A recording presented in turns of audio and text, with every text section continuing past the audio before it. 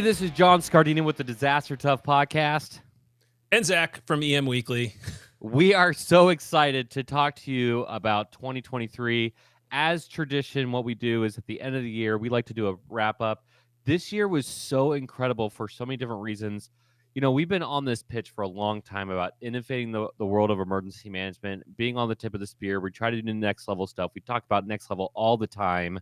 And so this episode, in kind of a funny way, you know, in times past, we talked about all the disasters that have happened over the 2023 or 2022 or whatever it is. And if we miss like one event, the world blows up. How did you forget that one event? At the same time, it's kind of negative. So we thought, hey, if we always talk about this, we need to put our money where our mouth is and actually talk about some of the innovative stuff. And so while this really is about the things that we've been doing internally as a group, it's a way to show you that you can do it. We're a small company. We don't have endless resources, or they're limited. Our time is limited. We get exhausted like everybody else, and yet we're trying to do good things for the field. And so hopefully this inspires you. We would also love to see in the comments of our social media, especially on the Readiness Lab, what you've been doing to take things to the next level, how you've been trying to innovate things. And so again, on the audio or the video, you might be hearing about what we're doing. On the comments, we would love to be hearing what you're doing. So I'm going to provide like the kind of the first little part of this because, again, we've done a lot of different things, and Zack and I put it together before we started talking. And then he and I are just going to like bounce back and forth. And so just starting off with 2023, that innovative stuff, the cool stuff that we're trying to do, we were invited for the first time right at the beginning of the year to go to the Florida Hazmat Symposium. No idea what we were expecting. We had two former students, so big shout out to Sai and Michelle, who invited me to go. And all of a sudden, I met all these super incredible people, including Chief Jonathan Lamb, who was on my podcast a year ago, talking about what they're doing for the Florida Hazmat Symposium. There's several hundred people who go out there. It's happening again in January of 2024. And just so happens that I happen to be the keynote speaker at that event. So really exciting way to start off the year and to push it. But not just me. We've had so many different conferences that we've been to. Zack has been presenting. We've had other people present like Prescott or Jake. And so I want to hand it over to Zack to talk about some of the events that he was at and what his kind of the angle was that he was trying to push.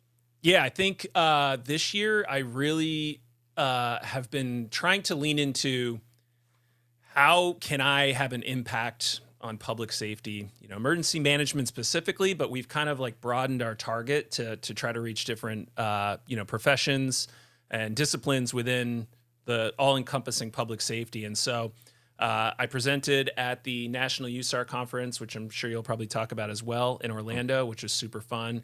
I presented at the Vermont Preparedness Conference. So first I'll go with the USAR Conference because that's one of the more recent ones. We did talk about this not so too long ago, so I don't need to go super in depth, but I presented on using AI in USAR and in disaster response. It was really, really fun. And for those of you who I was a firefighter before, anyone who's been a firefighter knows that like talking to about technology to firefighters sometimes can be tough.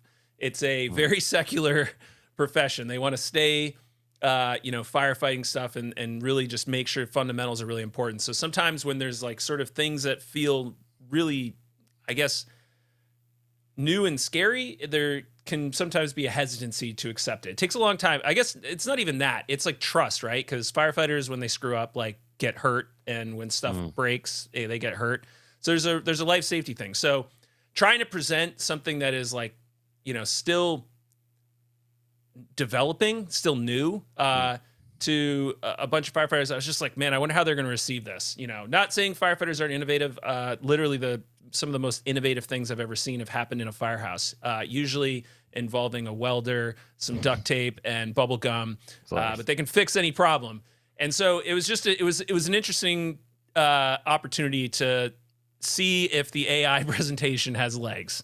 And so we did the presentation, and it was crazy how there was a lot more people there than I was anticipating. It was a huge ballroom, and we ended up getting, I don't know, it was like half the ballroom was filled, something like that. But yeah, you were the number one presenter. Yeah, and everyone was like interacting, they were involved in the conversation, people were excited, and I was like, man, all right, this AI thing is a lot bigger than I think people are prepared for. It was really, really fun. The L3 Harris Extreme 400p radio solves problems and is specifically designed for emergency services. How do we know? We field tested it with medical, urban search and rescue, and collapse and confined structures. This radio is amazingly tough. Check out the L3 Harris Extreme 400p radio at l3harris.com right now. If you served in the military, you've probably worn Proper Apparel. Proper Apparel is now reaching out to first responders and those who love the outdoors. Check out Proper Apparel. From the outdoors to the EOC, wear proper. How do you spell Doberman Emergency Management? EOP, OEP, HVA, HMP, Thyra, TTX, Drone, PDA. Whenever you need an expert, Doberman Emergency Management field experts are there for support. Contact an expert at DobermanEMG.com today.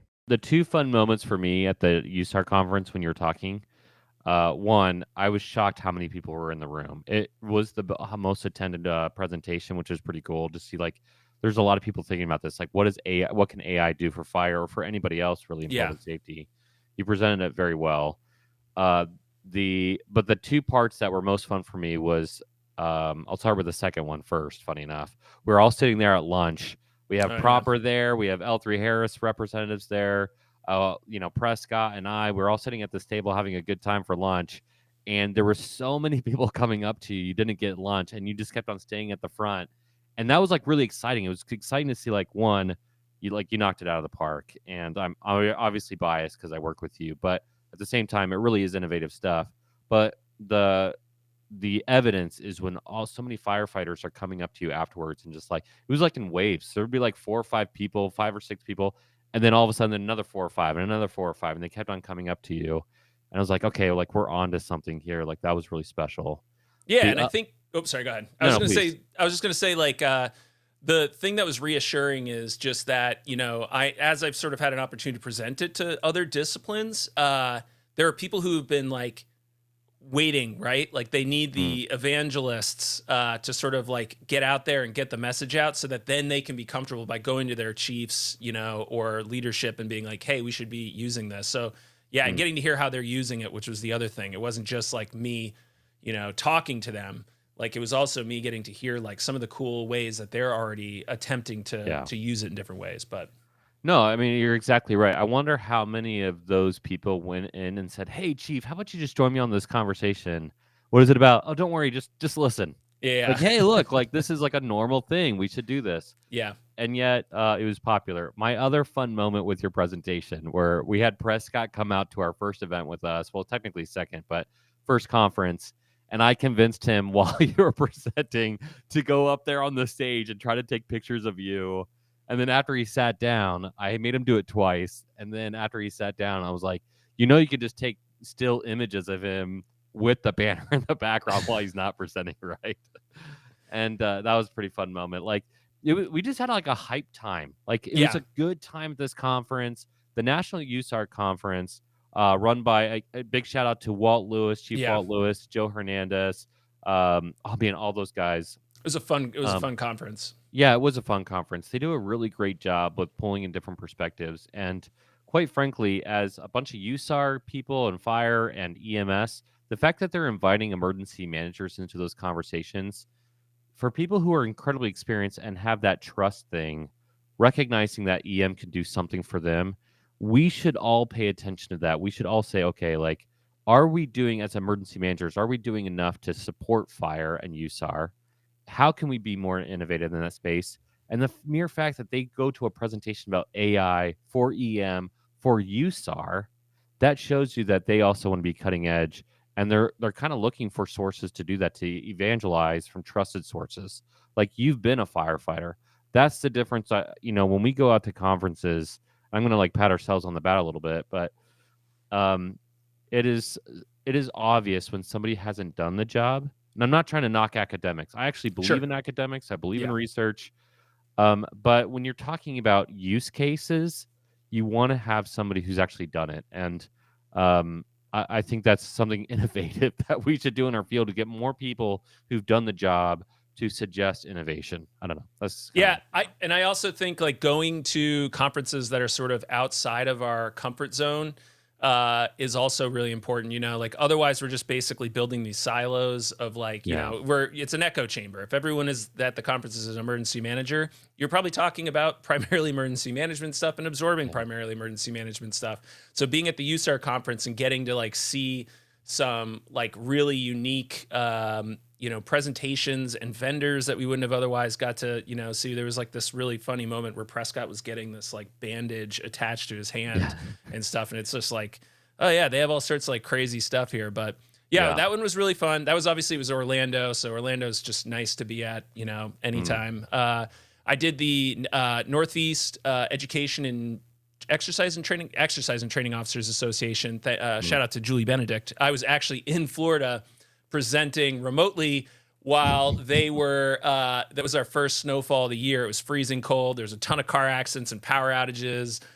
So these folks are in Waterbury, Vermont, I think. I'm pretty sure it was in Waterbury, and they're freezing in the Northeast, and I'm like down. I literally was going to do the presentation with a palm tree behind me, but I was like, they'll murder me when I get back. But again, it's a organization of like these are the state training officers and exercise officers. So they are HC to the core. Like they're just so smart on exercises, and they told me basically skip through the presentation. We want to see the demo. And I was like, awesome. And so I go to the demo and I'm like kind of like testing stuff out, showing them how, I run through building an exercise within this, or at least like the different components of an exercise. And they're like, okay, that's cool. That's amateur hour. Like, we want to see, like, we know how to do that stuff. Like, we're talking big time stuff. And I was like, all right, now we're completely off the script. Like, we are just going for it. And so I'm like going live, and they're peppering me with questions and trying to push this to the limit. And it kept working. And I was like, this is the thing. So I'm not certainly advocating AI should not replace a training and exercise officer, but I know how long it takes to build a good exercise. I've been a part of planning teams for like statewide exercises, all of this stuff. I mean, it takes months and months and months. And these folks don't want to do one exercise a year, right? They want to do tons of them. So how can they do that? They're not getting more staff. Like, we know that from anyone that's worked in public sector emergency management, probably not getting more budget and contracts. So they have to figure out, like, how do I augment myself in those, like, in between stuff, right? Like, I've got my budget for the big exercises. I've got my contractors to help out with supporting all this stuff, but like, I want to do a bunch of lead up exercises, and that often gets missed because there isn't an opportunity to spend time on that. So just getting to show them like, hey, this makes you better at your job, I think was really cool. So that was fun. And then my last one was the Vermont Preparedness Conference, which that's my hometown conference. I love it. I get to go see all my friends. It's like summer camp. We all come together, talk about, everything that's changed in the year. This year I presented on marketing. And the reason I thought about marketing is Vermont, like most states, is having a volunteer crisis. And in Vermont, we're a rural state with a pretty low population. Our volunteers are our first responders and emergency managers. We have only a handful of like full-time departments. And so I'm like, I've been banging my head against the wall. Like, I don't understand like why we haven't figured this out. Like, the reason, a huge reason we don't have volunteers is because people don't know. They don't know what first responders do.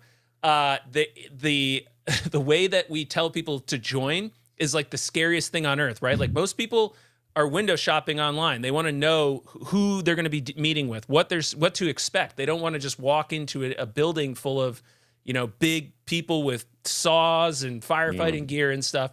So I kind of went through like, here's how you can make your agency look good and look inviting and get people excited about this.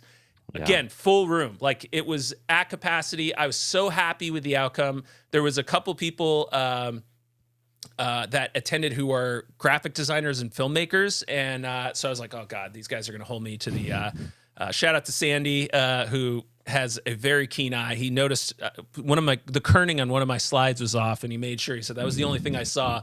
But the presentation just went so well. And again, it was just one of those things where like, people are dying for new ideas, right? Like, I've attended so many conferences and I've left just being like, what are we doing? Like, are we just going to repeat this stuff over and over and over and not actually fix anything? And so when I get a chance to like talk about something like off the wall, I can't wait. I'm presenting in the spring for the IEM's virtual conference. And that one's going to be basically stop taking yourself so seriously. Like, Mm. emergency management's fun. So how do you inject humor and comedy and like, these presentation styles that are fun into your emergency management? So by the way, I got, I think it was out of 5. I think all my ratings were 5, and I had like 20 responses, which no one writes back to these things. Right. So Yeah. really, really exciting. People felt charged up.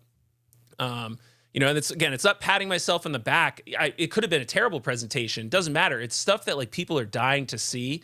So I think Yeah. all of us who have opportunities for this should be thinking outside the box and trying to, and us attend things that are like unorthodox for our field. Sure. So yeah. I mean, and I can piggyback off of that. As an organization, well, actually, as you're talking about, before I get into all that, not take yourself so seriously.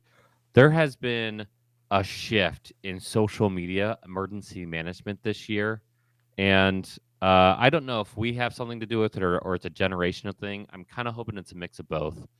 And the reality is, like Oklahoma, I think it's Oklahoma Emergency Management and Yavapai, if I pronounce that right, Emergency Management. If you look at their social media, they're starting to use like jokes and humor. Like they use like Rudolph in one of the recent posts on Oklahoma's emergency management. Yavapai is phenomenal. I don't know her name, but there's a woman who leads it, and she writes a hilarious, like really simple post to get people to pay attention to their emergency management stuff, whether it's mass notifications or, they just got Genesis there. Like I look at those posts and I actually like their posts. I Yeah. want to see it. Yeah. And I don't live in either locations, and yet I'm starting to pay attention because they're like, hey, if we do like the all caps email, you must do this, you must. Nobody likes that. Like nobody likes that. Why are we doing that? And so it's cool to see that marketing approach you're talking about. For those who follow my podcast, they know that I teach communications as an adjunct professor. We talk a lot about marketing. Like the purpose of communications is to sell. Yeah. In emergency management, And it what could be an you're selling- idea. It doesn't have to be a product. Yeah, exactly. What you're selling is safety. What you're selling is making smart decisions. And if people, the visual cue, if people don't want to look at it, it doesn't matter. If people can't read it, they're not going to read it. It doesn't matter. So it doesn't matter how important you think the message is. Like the way you communicate that is so huge. So amazing that you did that. I know for a fact, and you didn't call this out, but I know for a fact other people have asked you to provide that same marketing presentation. And that just shows like people are dying for it. The Readiness Lab is a marketing arm of our company. We do marketing for sponsors. We do marketing for other people.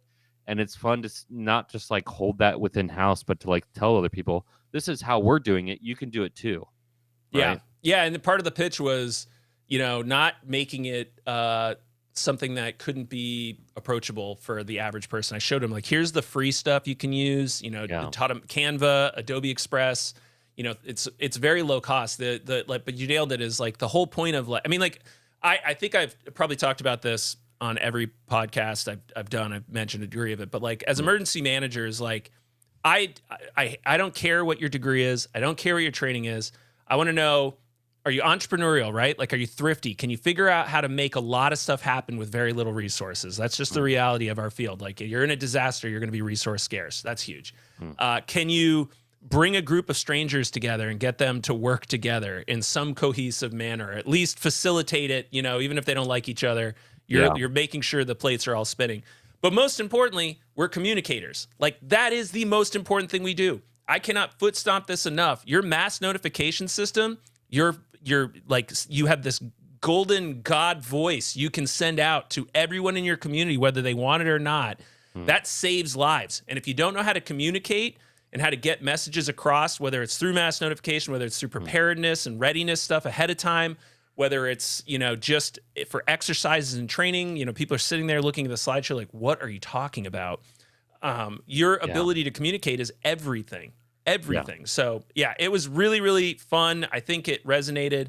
I love presenting. It's one of my favorite things to do, especially when it's a conference and I don't have to do anything for it. Show up, get on stage, drop the mic, and then I get to hang out and like attend a bunch of cool other presentations and see who else, is doing fun stuff out there.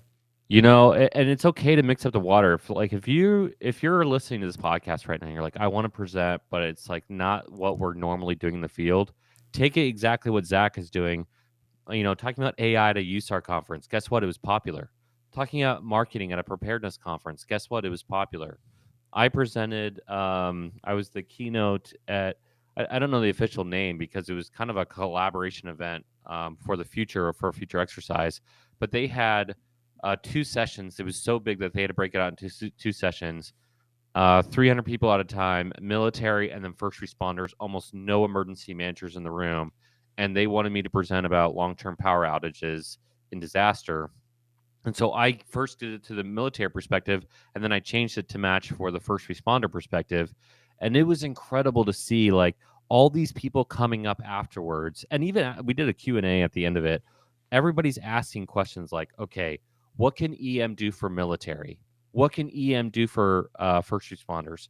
Like specifically, when you have the National Guard there, and it was run by the National Guard, this event, like a National Guard has so many phenomenal resources and training. Even though the Air Force is the one that does emergency management, they still do so many of those components, and they work really closely with emergency managers.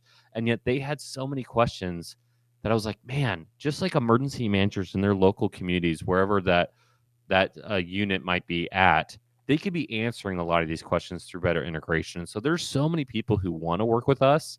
Like the the the old idea that we should keep operating in silo, or maybe like that stigma of like, oh, like the fire police don't want to work with us, military doesn't want to work with us. Guess what they do? They're Yeah. asking those questions and they want to hear from us. The other big conference that was a first time for me going, I got the personal invite from the director of Department of Homeland Security Safety Act, Latasha Thompson. She said, hey, come out to the sports security conference. It's a security conference for security personnel and law enforcement.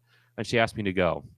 Well, you fast forward and just sitting there in their presentations, I'm like, oh, they're hitting on a lot of emergency management principles about coordination, collaboration, planning, mitigation, all this stuff. And not even mitigating like the actual threat, but by security by design and all these other things. And I started having all these conversations with security directors, one because of DHS, but it was typically outside my wheelhouse. I'm not a security guy, but I understand what emergency management can do for security. And lo and behold, we're coming back next year presenting about what EM can do for sports security. Another big one, you mentioned USAR. You and I and Prescott got to be on a panel talking specifically EM for fire and USAR, and really that transition, how to move over to this field. I've always been an emergency manager by trade. I know what it's like when I see somebody who comes over and they don't have the skills. I have degrees in emergency management. I believe in degrees, right? At the same time, I also believe in volunteer experience and getting out in the field and what that can do for them. And some of these other events that we were at, we typically, and this is again for you in the field, if you get an invite or you hear about a topic that's outside of your wheelhouse, like Zack was foot stomping, I'm going to foot stomp it as well. Go to those events. You can always go to the EM conferences. And while that's great for like meeting up with other people and it's a lot of fun, and maybe there are some good ideas there, I bet you'll walk away from, and people who've listened to my podcast know this, going to watch a medical special operations training and watching them in a rubble pile did more for me in understanding how EM can support than anything else, because I'd never seen it up close, right? And so like those kind of things. Moving on from conferences, obviously the Readiness Lab did a lot of things this year, and we're going to do a lot of shout outs here to different people and organizations who are also tip of the spear. With the Readiness Lab, the really big thing that happened in the Readiness Lab this year, if you've been following either of our podcasts or maybe that you're newer, is we said, hey, the Readiness Lab has been like pushing on that marketing approach or pushing for emergency services collaboration, pushing for the tip of the spear stuff. And so we decided to make it official. We moved the Readiness Lab over from just a podcast network to becoming a marketing organization. We started creating content for different organizations, teaching them how to do a better outreach, like Zach's calling out just a second ago. One of the big things is providing SME support on just like, hey, if you're going to have a product for for your industry, let's make sure it actually makes sense for the end user. There's so many companies out there, and I know they're trying. I know they see a need, but like when we meet with them, we're typically surprised that they don't have in-house resources for that. And it kind of makes sense. Like, do you really need a full-time person for that? Probably not. But they see a need. We can speak the language, and all of a sudden, the product goes exponentially, greater in terms of use. But I'm going to do the first call out. I bet Zach's going to call him out too. But Pete Gaynor has been so gracious. Former head of FEMA, former secretary of the Department of Homeland Security, and volunteering his time to come out to our dynamic populations course to both view it, to provide guidance and mentorship a little bit. But he was providing a small portion of a course that he was developing called Leading During Crisis. And it was very exciting for him and for us to see that, him saying, hey, I've been developing this course. I'm going to make it an official thing this year in concert with the Readiness Lab. If you are an TRL Insider, you get a discount to it. But Huge he turned discount. that huge discount, right? And yet, like, this is probably the best leadership course you'll ever get in your entire life. One, it's like all about storytelling. It's from his own perspectives. But the guy, we're talking about people who've done the job. Head of FEMA, head of DHS. Yeah, that guy's done the job. During COVID. Yeah, I mean, like, it's in multiple political parties. Yeah. And so, like, also the guy, prankster. Also prankster. Yeah. That was hilarious, by the way. It was my birthday. I turned 40. Yes, I'm having existential dread. I feel like time is fleeting. But my wife threw me a surprise trip to Boston, and because of that, I needed Monday off from work. So John and my wife were like collaborating on how do we get, because I'm the type of person that just, I'll fill my day with meetings. People ask me, I'm going to do everything I can to hang out and chat with you if you need to, and we'll figure stuff out. So they had to fill my calendar so I wouldn't fill it with stuff. And I get a call from John last week saying, hey, just so you know, Pete's not happy. And Pete, I really didn't say he wasn't happy. I said true. He was concerned. Yes, concerned. Some sort of vague thing. And I really, really, really, like, Pete is like a mentor to me. I respect him so much. And the fact that I have any contact with him is just like still mind blowing to me. But to hear that I'm not meeting Pete's level of expectation is like, oh my God. So I'm like all week freaking out about this. I'm like, how can I get an email from Pete on Friday with a block of time on Monday, like 2 hours long or something. Or no, it said to be determined what it was. So I didn't even know when it was because he was traveling is what he said or something. So I'm like sweating bullets, like, oh my God, I'm going to like, what did we do? And it turns out he was in on the prank and basically set up this whole thing to make me sweat bullets. To have a cabinet level member of the government, being a part of pranking you is pretty awesome. But that just goes to show, like, Pete's awesome. Love the guy. Yeah. He's been so good to us. Like, I just cannot say enough good things about him. And again, he's just this giant brain of emergency management and, government operations, leadership, all this stuff. So that's very cool. It's hard for me to put people on a pedestal. Because I've worked with a lot of high-level people and a lot of mid-level people who think they're high-level. And it's like, at the end of the day, they're, me included, they're just people. And what really stands out about Pete, more than any, I've interviewed multiple FEMA administrators on the podcast, and they have good ideas and they have good experiences, sure. I don't want to discredit them. However, Pete is humble. Pete didn't go into FEMA expecting to be the administrator. He went in there, and then all of a sudden he had the job, and then all of a sudden he was at DHS. And man, in terms of like the attitude, if you want to like figure out how to like be the absolute best person, like on and off the field kind of thing, Pete is probably the best example of that.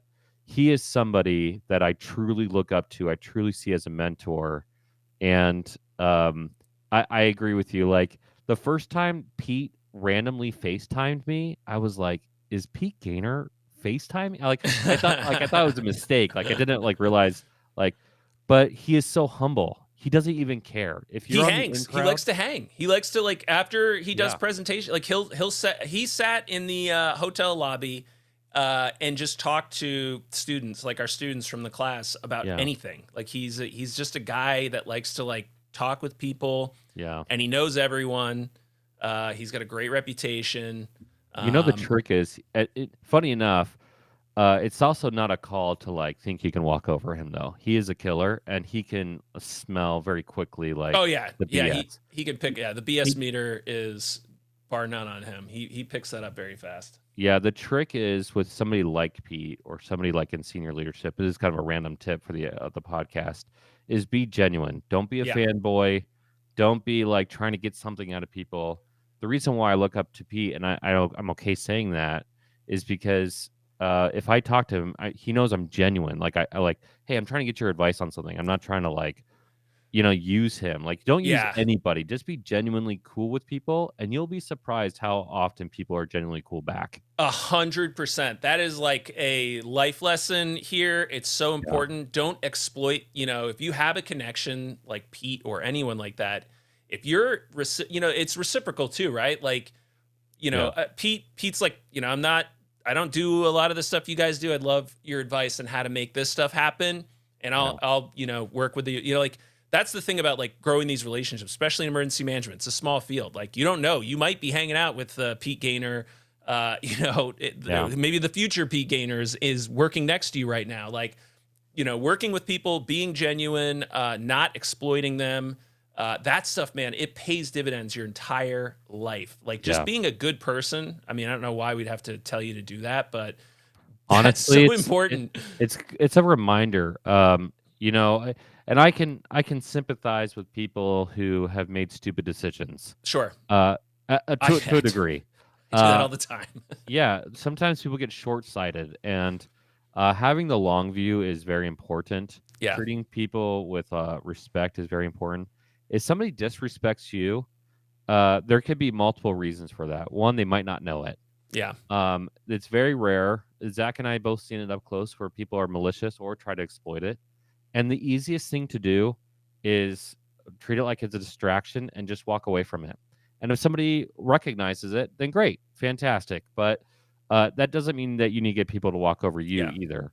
Um, and so, anyways, we can talk about Pete Yeah. forever. Yeah. But there's other really cool things. One of the really special things for me this year, and Joe Hernandez was willing to come on the podcast to talk about it. I didn't want to talk about it because he's a close friend of mine. He lost his home in a hurricane. Hey, we just want to do a quick pause X to thank our sponsors, L3 Harris, Proper, Paladin by Acela, Impulse, Doberman Emergency Management, and especially all of you who have been donating to our podcast. Thank you for helping us boost the signal. All right, let's jump back in. And when he lost his home, he also lost a trailer with a ton of supplies for his company, and that was a big deal. And so I told L3 Harris, as a small company, I can't replace a trailer with a bunch of medical supplies. Can you help us out here? And last May, so I guess May of 2023, Joe Hernandez came to St. Charles County here in St. Louis to do a training, and we surprised him with a huge enclosed trailer. A lot of other friends like Walt and those other guys had donated supplies. Everybody's trying to help him out, and was able to help him keep operating. The guy has sacrificed so much for everybody else, and it was a cool thing for us to go together. And honestly, huge shout out to L3 Harris. As soon as I told them, they said, "Yeah, absolutely, we're going to Yeah. do it." Like without hesitation. They didn't take any glory from it. They didn't make any promotional content. We could have, and we probably should have, to be honest. But the reality is, like, they just wanted to help him because they knew he was a good guy too. And so, if you're talking about trying to do good things in the world, big shout out to L3 Harris for helping out Joe in that trailer. So Yeah, that's a critical resource. I mean, they're one of the only organizations that teach the USAR medical course, med spec course. So really, really important to have that. And it goes to show like none of us are immune to disaster. So, and he's a resilient, dude. He's been through a lot. He's been to every disaster. So to see him suffering, I think was really hard for everyone that knows him. And so it was like a no question, like we gotta help him out. And yeah, it was really cool that L3 Harris did that. Yeah, and quite frankly, you're talking like, ooh, I was trying to think in my head of this joke of like my top 40 over 40. Yeah. You're there obviously now. Pete Gaynor, Steve Johnson, Joe Hernandez. You just did the 4 of the 10% of my top 40 over 40. Glad I I made the honestly cut. was like struggling to figure out like is there actually 40 people that I actually truly respect over 40 in this field? No, But there's we're all because I thought you were because we all dropped dead. yeah, It's yeah, so we're too young. yeah. But okay, so L3 Harris has a big one. Yep. Also, big shout out to L3 Harris, not just for them, but everybody knows they're a big sponsor of Disaster Tough Podcast. They're becoming a network wide sponsor next year. Every single event that I've either participated in or I've asked for them to support with radios or otherwise, they always show up. Yeah. They're also a company that's funny enough. They're a huge company, massive, like big DoD, top 10 DoD contractor. And we are very small, like comparatively, right? Like we don't have the 50,000 employees, that kind of stuff. And yet we say, hey, we could release some radios for our training. We want to enhance our experience. They always do it. Yeah. And that's like those are the organizations we want to work out with. Sometimes private sector gets like such a bad rap. And quite frankly, there are some pretty terrible private Of EM course, companies out there's there. plenty of them out there. Yeah. Yeah. However, it's pretty cool to see a company as big as L3 Harris be that personable. We know VPs at L3 Harris, and yet same thing with Pete Gaynor, like Todd, one of the VPs there, strategy, very approachable, very Yeah. cool. Like you just treat It him like feels a like a person. small company. Like I know Yeah. How is that they're a possible? division of a huge organization. Like we work specifically with their radio division and stuff. But like you can just reach out to them. They're super responsive. They're Yeah. also like genuinely like really really believe in their product, and Yeah. that gets like me excited and makes me believe in their product. Yeah. And I actually use it. I use their radios all the time for my emergency management stuff. I do a lot of volunteer stuff on the side, and but yeah, Yeah. they're awesome. They're so cool. They are, and again, this is not blowing smoke. Like legitimately, everyone that we've worked with there has been super nice. They're really passionate about their Yeah. what they're doing, and they truly want to improve communications for the people who rely on them. So Yeah. yeah, it's really again. Pete Gaynor, like having him in our circle, like having L3 Harris as a sponsor is just like, again, sort of mind blowing because of the fact that like they're this huge organization and they believe in what we're doing, which I think is just so rad. Big companies like that, it's fun to see them wanting to be the tip of the spear. Yeah. There's sometimes organizations, and this can happen on the public side too. So no, you're not immune if you're listening to this. We know that people get complacent and they just want to do like the 9 to 5 stuff. They have the thing, their job is safe. But when you have like the guy who literally designed the fire radio on Shout a out to fire Don. truck, yeah, big shout out to Don. Or you have the other, so that like radio is like really that 400p XL whatever is the radio for fire. But even their 200s who don't need all the fire stuff, the 200 radio is perfect. I mean, I have 2 of them in my office. I think you have one of them. They're cool. We actually use them. We want to use them. And if you're in law enforcement, Zack's showing all the radios. Yeah. It's like we like their stuff. Like they're good stuff. And I'm a again, radio geek. So whether we're talking to the VPs or the directors of marketing, whoever, biggest shout out to Sarah Staple and Jackie. These incredible people are approachable if you're again genuine, all that stuff. But it also, yeah, I would say like the testament to what we're trying to do here.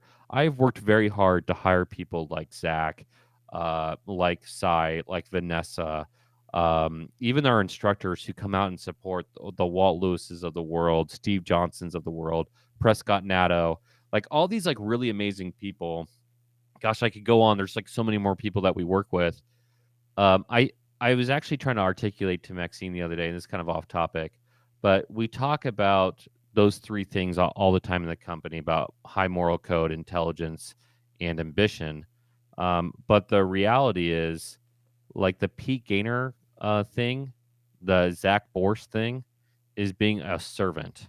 Like that humility, that like servant leader approach is so attractive as an organization. if you just like want to get in and do things right and you're just humble, like you want to help people out for the right reason, it's so easy to like want to be around those people, and it's so easy not to want to be around the people who are selfish. It's You also know? probably why we're not billionaires at this point, is because it's very, we're like, oh, you need this done. We're like, wow, should we do a contract or should we just like help them out because like we don't want them to suffer anymore. Like we want to help them get over this. I think all of us coming from and again, like all these folks coming from like a mindset of like, just make things better. Like nothing else matters, right? Yeah. Sure, we're a private company. We got to make money. We got to keep the lights on. We want to make money to be happy, be able to buy the stuff we want and, have a house and everything. But like at the end of the day, like any of us could do that anywhere. We want to be with people who like believe in the mission and, work with other companies that believe in the mission. So, and I think you're probably going to give some more shout outs to other companies that believe in the mission. Because it's 40 minutes. We're already at 40 minutes. We cannot shut up. We're gonna well, we got to do the shout outs because it's gratitude. Like if somebody's listening to this podcast and you think what Zach and I are talking about is like kind of important, like the reality is like people are like, oh, like you have sponsors.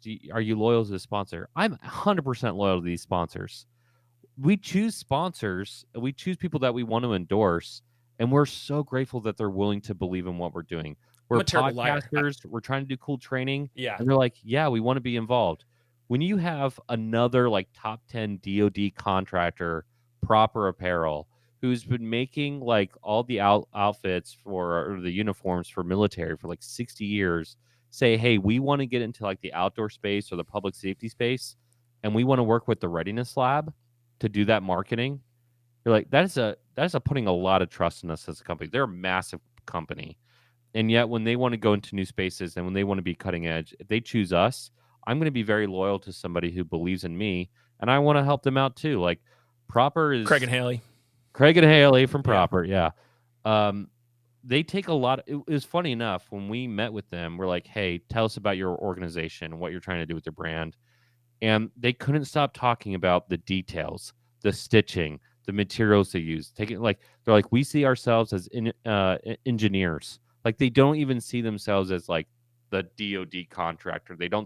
They see themselves as like taking a lot of pride in like their materials. Details, yeah. Yeah, like the details matter. I know it's like a cobbler or something, right? Like it's like some like, you think that they're making like this artisanal, bespoke product, and you're like, well, you're actually making millions of uniforms, like, and all this stuff. It's really, really cool. Yeah. And it was also really cool because like, again, coming from first response and military background, when we first started talking with them, I was like, I've used your stuff. Like, you don't need to sell me on it. Like I've worn it into emergencies. I've worn it in my military life. Like I'm sold. So it was funny enough, like of all the things that they have, the two things I'm most excited about, funny enough, is this bag that's behind me. By the way, if you're listening, by the time you're listening, I think it's going to be active. We're giving about 5 of these bailout bags away. It's like my new favorite bag. But the other thing is the belt. I love the ratcheting awesome. Belt. Is the ratcheting belt. I wear it with everything. I like, it's so funny. It's like the belt, really? It's like, the belt. It lays super flat. It's like rugged enough that like if you need to hang crap off of it, you can. The clicking, there is a sensory thing that's kind of nice. I love that belt. It's so funny because like Prescott, we all got some stuff when we started working with them, and I wear that thing all of the time. Yeah, it is my go-to belt. That is not a marketing BS. This is they have like really nice, expensive like jackets and polos and pants and all this stuff. All great stuff, yes. And I'm like, oh, the belt, the $15 belt is so belt. awesome. I love that belt so much. Yeah, cool. I think they could probably survive on the belt alone. It's the ratcheting belt. So if you're looking for it, I am not joking. It is my favorite belt. It's black, so it doesn't go with all of my stuff. If I need to get some more colors so I can wear it with other things, because my wife's like, you cannot wear a black belt with your blue jeans and stuff. Brown. Well, no, brown you can. Brown you can. But yeah, it's blue, black and blue. Like especially jeans doesn't really match. But anyways, I wear it all the time. It is absolutely solid. There's also this huge, like really nice like a webbing belt that is that clips that together. clicks in. Yeah, That that's is cool. just like cool. Like that just looks like some sort of like I'm I about call to it go my fight an alien type of Yeah, I belt. call it my so because proper is like 15 minutes down the road, I actually Yeah. have like a lot of their belts. So I got the brown, the black, the green, whatever. But I at my home when I put on that belt, I said this thing to myself and I didn't realize my wife was behind me. It clicked and it said, It "I am Batman." it, And it actually looks like it looks like a superhero belt. it's It's like so cool. I think I have. I would get off the Yeah. screen real fast and show you, but I literally call myself Batman as a joke, and yeah, I make jokes to myself. I'm that guy. But my wife, like now, every time I wear that belt, she calls me Batman, and It's it just feels it is cool. fun, yeah. It's funny. Okay, so we got proper, and then I think our newest sponsor literally just came on board. Is Acela. They do. We're going to be specifically focusing on Paladin. Paladin is awesome, but they actually have several products. Um, Paladin, funny enough, you're like, why? People are probably listening to the podcast and are like, okay, I'm hearing you're talking about these mobile morgue solutions really as a podcast. Yeah. That's what you're doing. We're like, yeah, absolutely. Like, if Guess you're what? going to People do, die, especially in disasters. yeah, if you're in an emergency response, a type 1 incident, yeah, your morgue gets filled up. Guess what? It doesn't need to be a type 1 catastrophic disaster like hurricane wildfire. It can be Pulse nightclub, Yeah, right? could be Like a flu season. You have a bad flu season. Yeah, there's a number. I mean, pandemic there's in tons New of York reasons. Yeah. City, right? Like the VA contacted them. I shared that on another episode on my podcast. Like they're doing something really innovative stuff.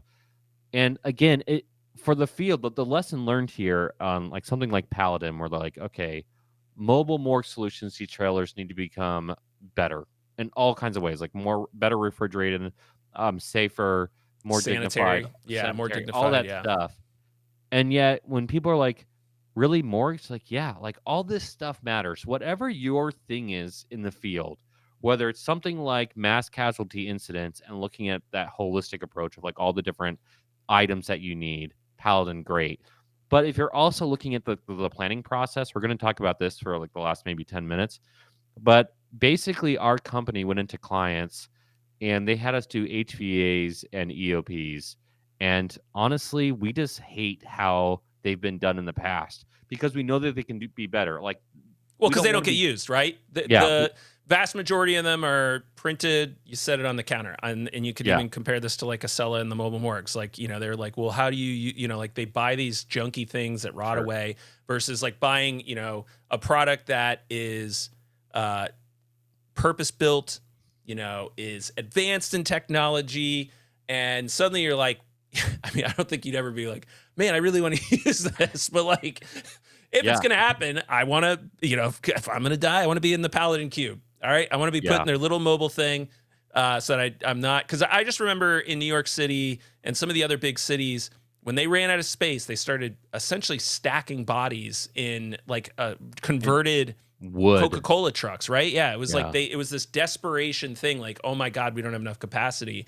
And I remember just thinking, like, man, like you live your entire life, maybe you achieved all these great things, everyone knew and loved you, and then you're like in a dark, dank trailer that wasn't built for this, and you're just left there versus like having the dignity and like care. And the other thing is like thinking about our last responders as emergency managers, you need to really make sure you have a relationship with your coroners, your medical examiners, yeah, all of those folks that show up when things go really, really bad, and get them the equipment they need. I think that is a group that is ignored way too often because we don't like talking about it. It's yeah. scary.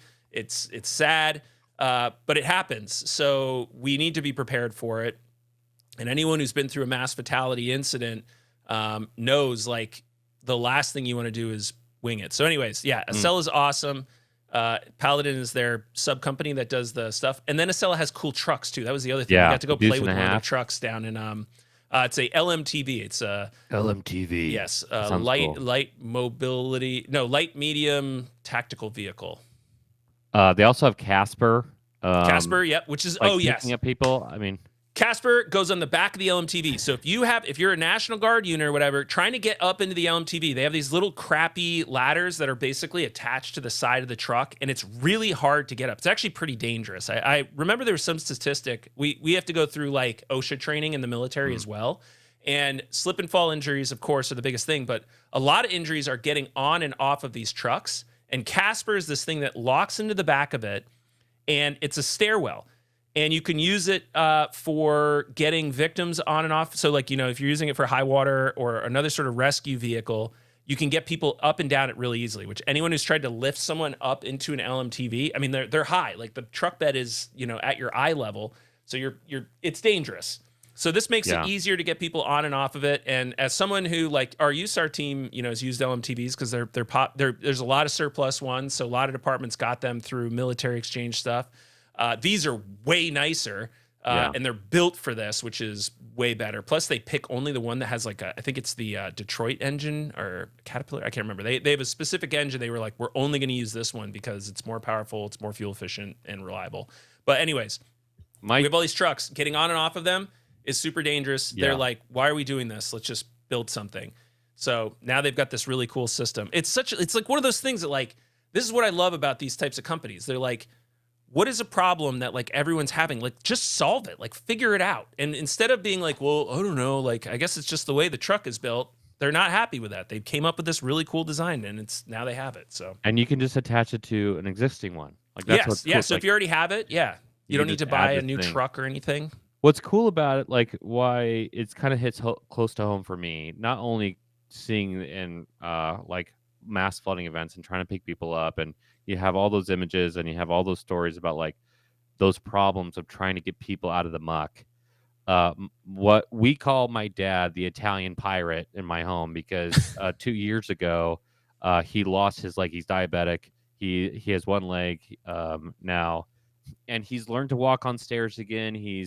But he has health issues, and I think about my parents. If they're going to be picked up, while he doesn't need the entire lift gate, if there is some, like, stairs that he can just hold on to on either side with railings and get up into this thing, or my mom, who's also elderly, like, all those things, it doesn't need to be like, okay, it's only for wheelchair accessible. Like, no, like, people have all kinds of medical things going on. Like, I had knee surgery. Like, it'd be nice to, like, not feel like you're gonna fall off the ladder, especially when you're exhausted from a disaster. You can just walk up this, like, staircase onto a thing and be safe. And, like, okay, now it's like, again, just like, it's like dignified approach. But whatever it is, it's like, even Sam Medical is not a sponsor of ours, but just another company I want to do a big shout out. Genesis, I had the CEO on here. I've had other companies come onto the podcast. You've had companies come onto your podcast. Like, whether they're sponsors or not, we're loyal to Tablet ideas. Command, Flood Map. Perfect. Oh God, I got so You're many. Gonna go through all of them.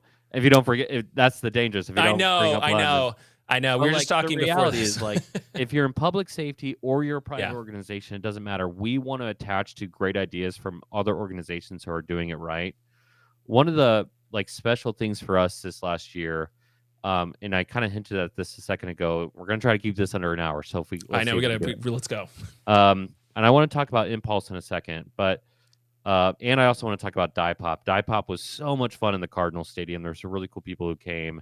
And shout out to Kristen Capps Jones with St. Louis Area Response System for helping us really organize here. But from the Doberman side, the HVA process in particular, people are used to getting a static, paper, super boring thing that nobody uses. And check a box. Who cares? Yeah. We went to our clients and said, we want your HVA to also be used as essentially a situation board. I gave a podcast about that a year ago about how to do that right. And so you can look at that podcast from basically a year ago. But essentially, we wanted to make everything as live as humanly possible. The only static part in that whole thing that we provide people is our recommendations, which has to be static because you have to write that out, and our justifications. Like, where do we get all the data? And our recommendations, everything else, you can actually look at a map viewer. You can look at the analysis. You can go into the data and, like, deep dive. And so if you're like, trying to figure out, like, why can't my senior leadership, who is not EM at my university or my national laboratory, like, why won't they give me this funding? All of a sudden, you show them all the data from the FBI, Data from DHS, like, visualization. yeah, marketing. Who knew that you have to market even within your It is organization? actually really fun to use too. It's kind of fun to flip through and just like see what's happening and Yeah. see where things are at. And you can have your buildings in there. It's all GIS based. So yeah, it's just a fun way. I mean, like as an emergency manager who's got to read these things, like I would much rather play around with that. Yeah, and quite frankly, like, oh, we're gonna do a tabletop exercise of a plume going to our Yeah, university. put the plume in it. Yeah, put the plume in, and also we have wind direction in there, Yeah. and we have speed, and Yeah. you have all this other stuff and recommendations of, like, what to do with HVAC systems. So it's, like, already, like, so many things checking the box. Yeah. I'm very grateful for Lawrence Berkeley National Laboratory and for the University of California, Irvine, for allowing us to say we don't want to do what everybody else is doing. We want to go above and beyond, and them having an appetite for that, and like, yeah, Yeah. we want that too. And I think that's going to catch on. Timber Stadium, the Providence Park Stadium, professional MLS stadium in Portland, who Portland's also a contract with us or a subcontract with iParametrics. Big shout That's out to right. them and Jeff, Yep. who's also a prankster, by the way. Yes. Like all these people who are allowing us to push the needle, we couldn't push the needle unless we had buy-in from other people. And the appetite is there. And so if you're in an area where you feel like there's not a lot of buy-in, guess what? It's coming to you. Well, like a lot of this stuff is happening. If you advocate for it and you show like the visualization piece and you show like what it can do for them, I think you might be surprised of how many people are switch from not being excited.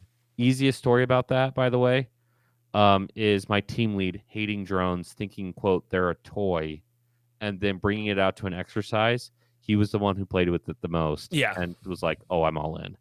Right? Like they just Yeah. need to like get hands on sometimes. The other thing is like if you have sometimes people have an idea and they don't know how to execute on it. We've sort of been like put in this position where like sometimes we get to execute on stuff in ways that like as a public sector you might not be able to, right? Because there's risk involved.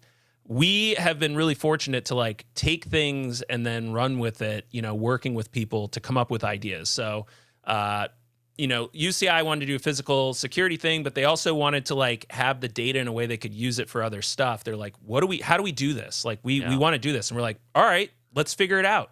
So we came up with this like app and this process that was all driven through data, and there's pictures, there's GIS data points. We gave them a ton of data. They can use it for everything now. So instead of just a physical security assessment that is a static thing again, they now have a data set that, yes, gave a ton of physical security information. Of course, we did our standard report that also happens to look amazing because of marketing. And we gave them a whole bunch of data. Marshall County Schools in Alabama, same Another thing. great Like shout out. they wanted to like do all these like things, as a school, and they're like, we don't have the bandwidth or capacity to do it, but we want to do something different. We want to lead. We need your help. And that's what we did. We came in and basically like took all the stuff that they were doing and made it into a cohesive process. And they're like, rad, love it. Let's do it. Yeah. And then like sometimes we come up with our own ideas, like Impulse Impulse. MCI kits. Oh yeah, that's with Sam medical equipment, because Sam makes awesome tourniquets. I would say the best tourniquets. yeah, absolutely. And before we get into that real fast, Yeah. you just called it out, right? Like, just for like everybody's situational awareness, we didn't just like burn the bridge down. We looked at the foundations and said, how do we make this stronger? So yes, you need to have the report. Yes, you need to look like a FPA 1660 standards or whatever it is for whatever product you are. Reunification plan. Big shout out to I Love You Guys Foundation. Like all that stuff, you don't have to blow up the ship. You can just look at the ship and say, how do we make this much, much better? Right? You have a plane, and the plane still needs to have those principles of how to fly, but let's add a jet to the back. Right? That's what we're talking about. We're not talking about ruining already the good stuff that people have already created, and we don't think you should completely blow up the ship. Right. That's what we're saying innovation versus make it creativity. better. Yeah. Disruptions. Impulse is a perfect example of that. Impulse, you can check it out if you go to dobermanemg.com/impulse. We essentially, and it's funny enough, we did reinvent the wheel. We didn't want to blow it up. We know that people need first aid. We know that people need bleeding control. The stuff that is in literally everybody else's bag is junk. We are so tired of that, right? And like we're like, why is this stuff junk? we know what professional grade looks like. And big shout out to two incredible people, Joe Delamura and Jake Shores, who both have a EMT background, a paramedic background technically, and Zack included has a medical background. Ashley Loria Golden has a medical background. I've seen, unfortunately, this stuff up and close as a non-medical background. How do we make this stuff better? How do we innovate it? And so after a temporary, like, can we work with other people? We're like, screw it. We're just going to do it ourselves because we want to do it right. And so we contact like the Sam Medicals of the world. We're like, how do we actually make like professional grade equipment for first responders all the way through the teacher who might be using it? And you know what the secret is? It's hilarious. The right equipment and training. Who knew that if you have a product for medical, you should probably teach people how to use it? And now our bags are going to be in sheriff's departments. Pasco County Sheriff Department asked for MCI kits. We have bags all over the country. We have bags in schools. We have bags in professional stadiums now. And so it's like, hey, people are wanting to innovate in this space. Is it rocket science? Probably not. If you think you can replicate it, probably not. Because, it takes a whole lot of grit and No, it's almost the opposite. We kind of simplified stuff. Like the sling bag, I think it seems silly, but like there's like this in between of like the individual first aid kit and then an MCI kit.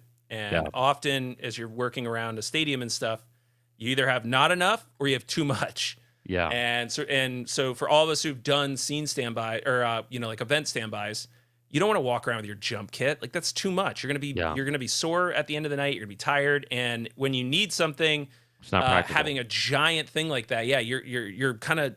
It just doesn't make any sense. So we're like, well, how do we fix that? And Jake came up with the overall design, and then we just basically tapped into all of our network, and we're like, who can help us make this thing awesome? Yeah. And I think that's where Joe and Sam Medical and those folks all came in. It's amazing when you actually go to paramedics and say, what would you put in this? And they start taking things out and putting a couple things in. And we put the list online. Like technically people could probably do it themselves. But, we also provide that training and we provide the drills and we provide like the education piece around it. Like, while people can replicate or try to replicate, it's funny enough. We keep on telling people how we're doing it and they keep trying to do it like us and they can't. And it's not so much that like, like they shouldn't. We welcome it. But the thing is, if you want to do things right, whatever it is, like you have to do everything right. You don't get to pick and choose. It's not a buffet of doing it right and wrong. It's if you do everything right, and that's the secret. You can probably do what we're doing, but it just takes a whole lot of grit to get that done. And we will keep telling you how we're doing it. And we also want to hear how you're doing it. Like, don't do the buffet thing. Show us how you're doing it right and take it from there. I think we've basically called out everybody. I'm going to do one last shout out again for Marshall County School District with our guy there.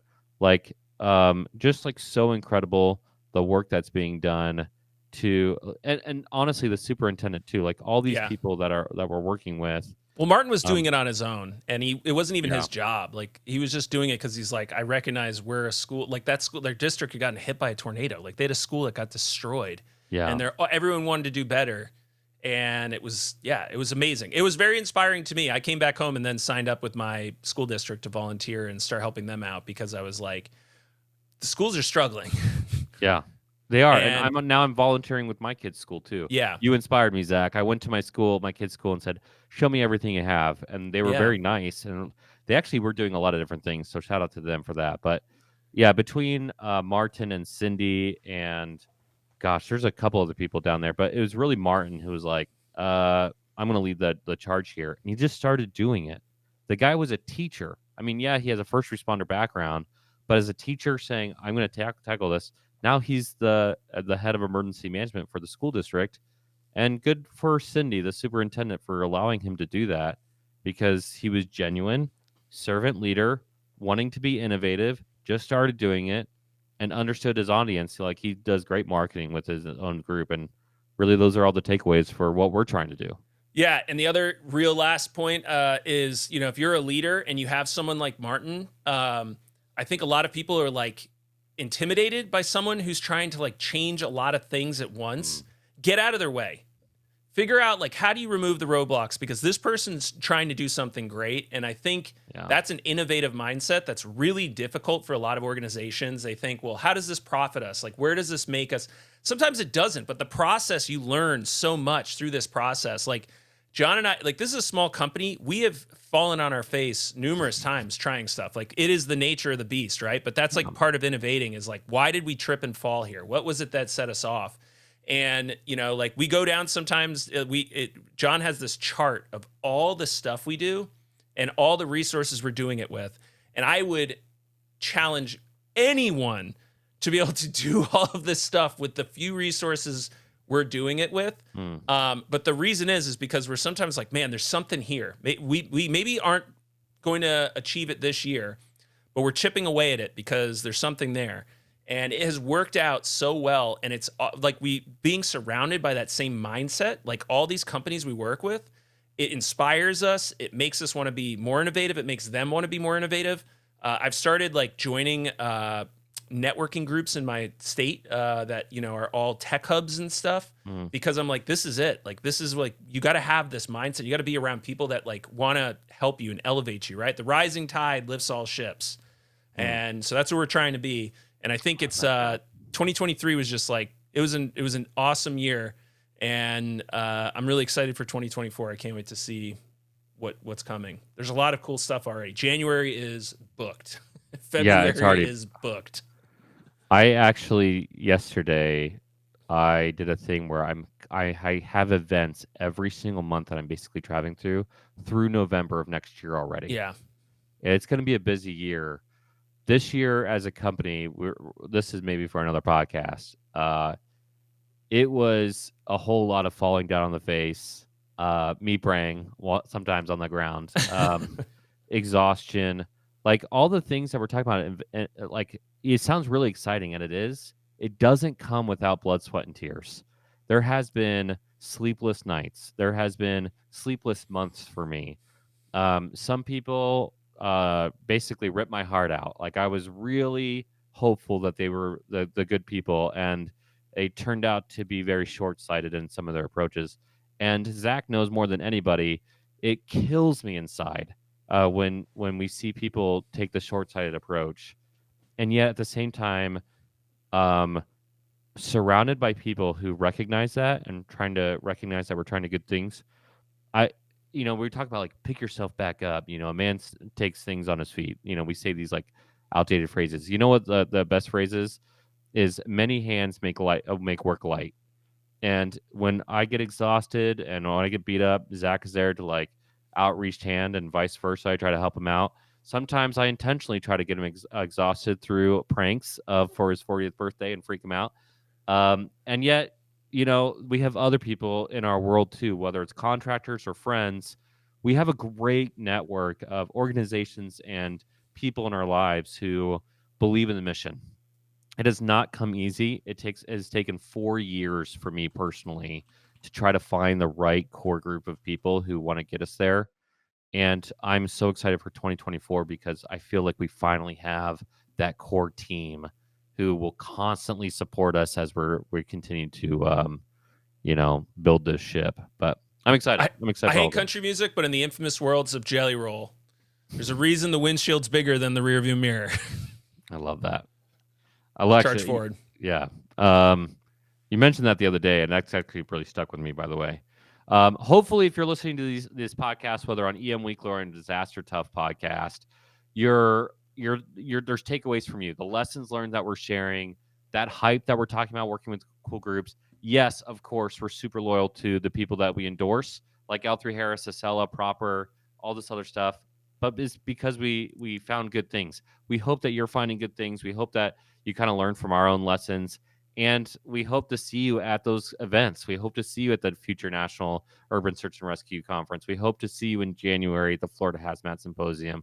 We hope to see you at, the military exercises or wherever we go at, because we're trying to be innovative. And if you're innovative, we want to see you there with us and join you to that crowd. This is not exclusive. This is the most inclusive thing we can possibly come up with. We want everybody to jump on board. and we'll take it from there. Zach, final thoughts for 2023. Just I turned 40, so just I'm now at an age where I just don't stress over the stuff in the past. Like I'm really optimistic for the things in the future. Like I'm trudging forward, and I think that's something our company has done really well. Is just we're moving through it, grit and tenacity, and being a good person. The Tenacious Podcast of 2023. That's right. All right. If you like these podcasts, got to give us that 5-star rating and subscribe. If you've been doing innovative stuff, make sure you go onto social media.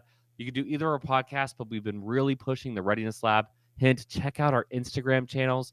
Check out the giveaways that we've been doing. Really fun stuff. So make sure you subscribe, like, follow the whole deal there. And we'll see you in 2024. Peace.